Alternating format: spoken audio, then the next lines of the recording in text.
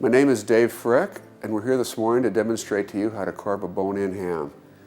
For best results, we recommend following the cooking instructions on the package, but time it so that it's removed from the oven about an hour before you want to serve your guest.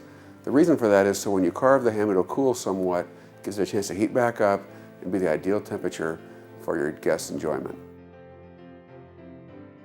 Keep in mind it works best to have a sharp knife, and what we're going to do is there's a bone running through here like this. We're going to carve out a chunk of meat and put it on a sideboard and cut that up for serving.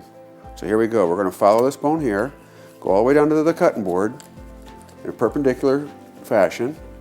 Remember, your knife's sharp, so be careful, especially if you're cutting toward yourself like I am. Follow the bone.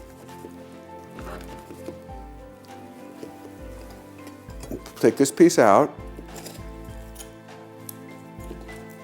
Bring it to the side table.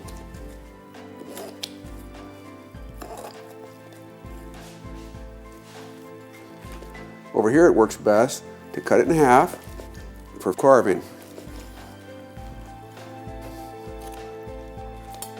Always cut across the grain and cut in the thickness you desire for your guest, thin or thick. Take your time, you can't do it wrong. It's going to eat good no matter how you do it.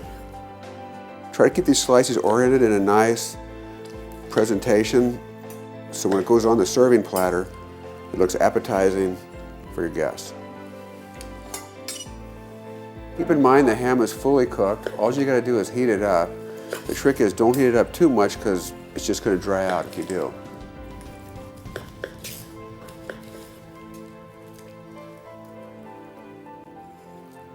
We're going to put it back in the oven and warm it up.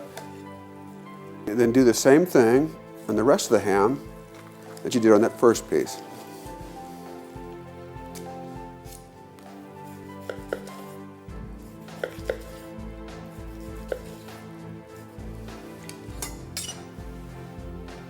One thing that you might want to do is trim up the ham now a little bit. That's how much less your guests will have to do on their plate.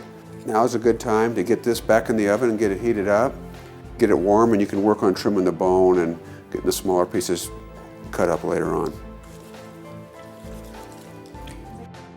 We're just trimming up the ham now and getting the smaller pieces cleaned up, and they can go in a side dish, or they'll be good for bean soup or eggs, or there's a lot of meat on there yet, and it's really good product, so don't throw it away. But this is something maybe you don't really need for your guests at this time. Hope this video has helped you in carving your ham. For more recipe ideas, go to frickmeats.com.